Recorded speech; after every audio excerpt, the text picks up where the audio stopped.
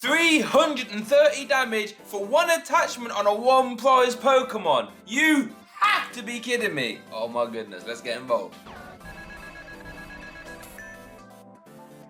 Right, so we're starting off the deck profile with a 4-3 Salazzle. And Salazzle hits like an absolute truck, quite honestly, with its divisive roasting attack, which does 90 for each special condition your opponent's active has. So in combination with this Butterfree, we can actually get our opponent's active to be poisoned, confused, and burn all at the same time. So that in and of itself is 270 damage. Now, like I said, we can get that to creep all the way up to 330, but don't forget, poison is plus 10 damage and a burn is an automatic plus 20. So we're already at 290 before we've even got off the bat.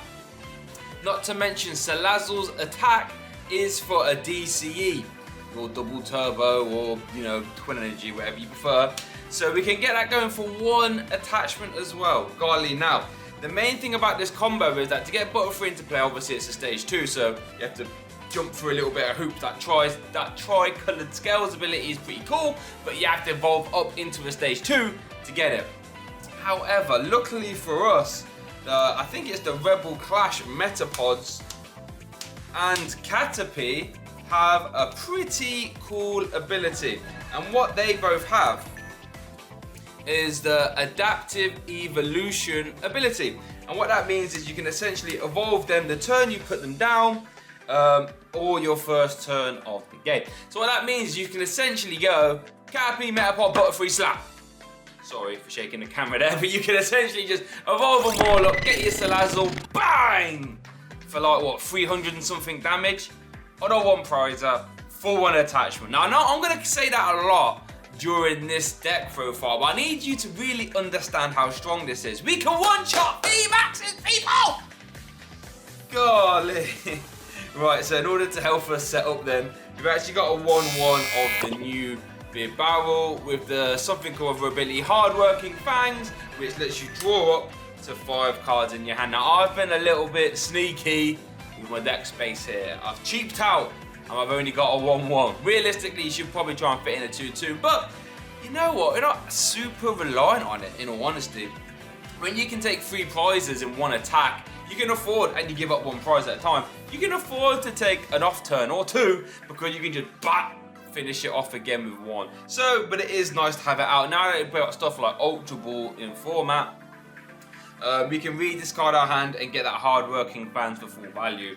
And then one sneaky addition is the new Manaphy, which one prize decks have always needed because stuff like Rapid Strike Urshifu just comes along and says, oh, I see you're a nice little one prize combo deck. Let me just, you know what I mean? Not very nice. That Rapid Flare is a little bit naughty. So Manaphy will stop that, and it will also stop Jolteon as well. In case you don't know, Manaphy stops all bench damage to your Pokemon. Now, I've got a little bit of a greed slot here.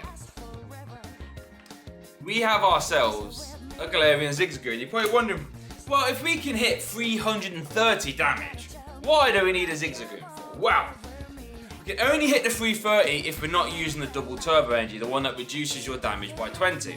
In those scenarios, we're only hitting for 310. Only hitting 310. But there are some VMAXs, most VMAXs have 320 HP. So in those scenarios, having a sneaky little Ziggy will become in handy. We can even discard it and rescue Stretcher it later, or rescue Carrier, I should say, or just bench net, get it back into play and stuff like this. So this, you could argue, is a little bit of a greed slot. Feel free to change this for some consistency stuff if you like. But if you want to be sneaky and really put the hurt in on the VMAX decks, Galarian Ziggy might be for you, baby, you know what I mean? Let's get into supporters now. So, for our supporters, we're playing 4 Professor's Research.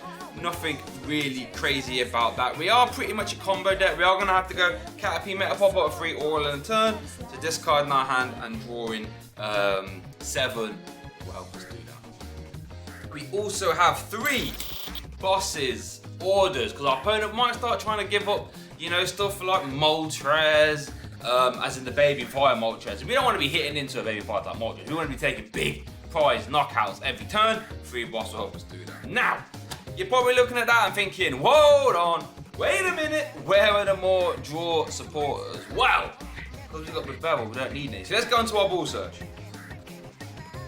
No, I'm joking. Of course we've got some more supporters. We got ourselves 2 Bruno.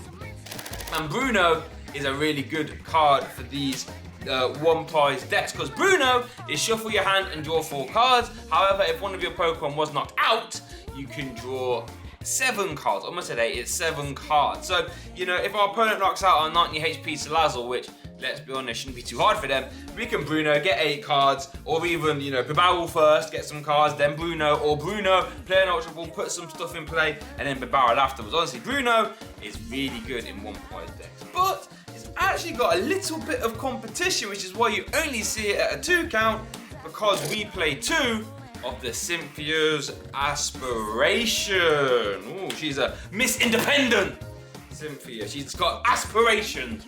And in this deck, Cynthia's aspiration is to make sure we can do our combo, essentially. Because what Cynthia does is draw up to 5 cards in your hand. So it's basically Bibarel's ability. However, if one of your Pokemon was knocked out last turn, you can draw to 8 cards in your hand. That is particularly nuts. Drawing to 8 is pretty crazy. And in combo decks, you know, sometimes you want to try and hold. You might have some pieces of the combo already. Like you might already have, let's think about this, Salazzle and Energy, but you need to get Caterpie and Metapod.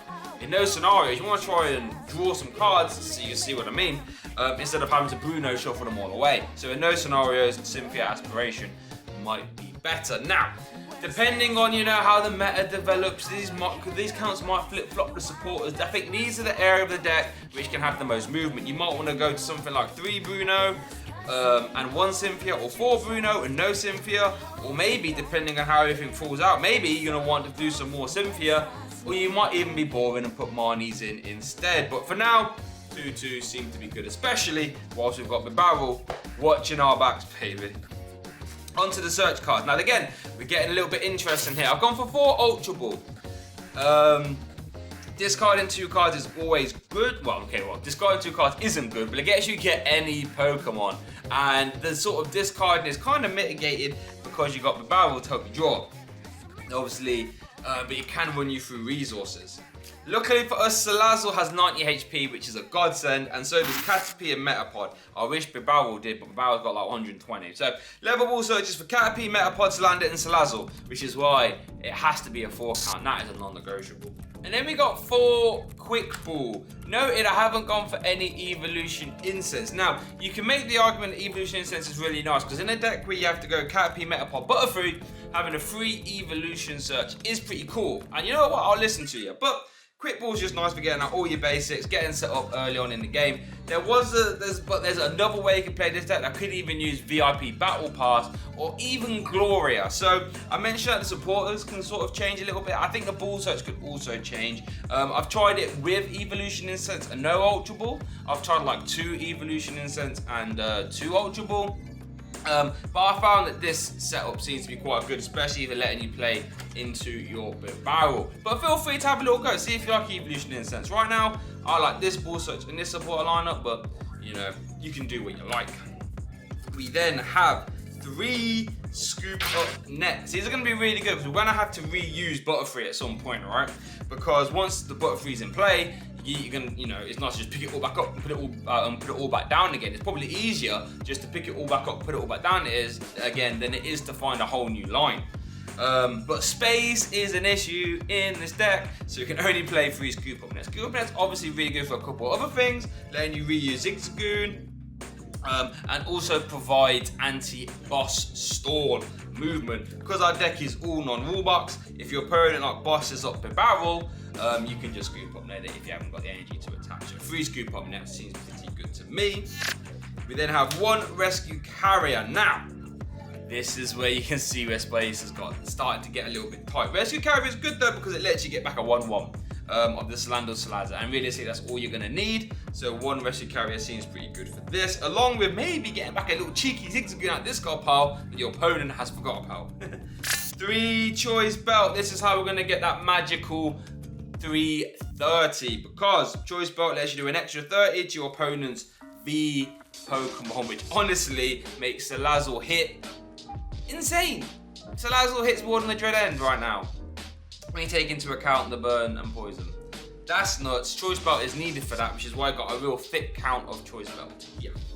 And then for our stadiums, we play one copy of Turffield Stadium, and this is why I sort of got away with not playing any evolution incense, because if we can get this Turffield to stick for 1 or 2 turns, we get a bit more value than one evolution incense. But you could argue then you could even cut an Ultra Ball, go for another Turffield, or maybe even cut a Quick Ball for another Turffield. But for now, this is what I've gone with, and it seems pretty good for me. At least it has been in my test. 4 Twin Energy. You have to play 4 because the new double turbo reduces your damage by 20, and we don't want that if we can allow it. So 4 Twin Energy, and then rounding off the list is 3 double turbo because this one reduces your damage by 20. And I don't think we need a max count of 8, but if you find yourself not drawing into energy, then feel free to sling another double turbo energy in there. But let me know what you think. I actually think this deck could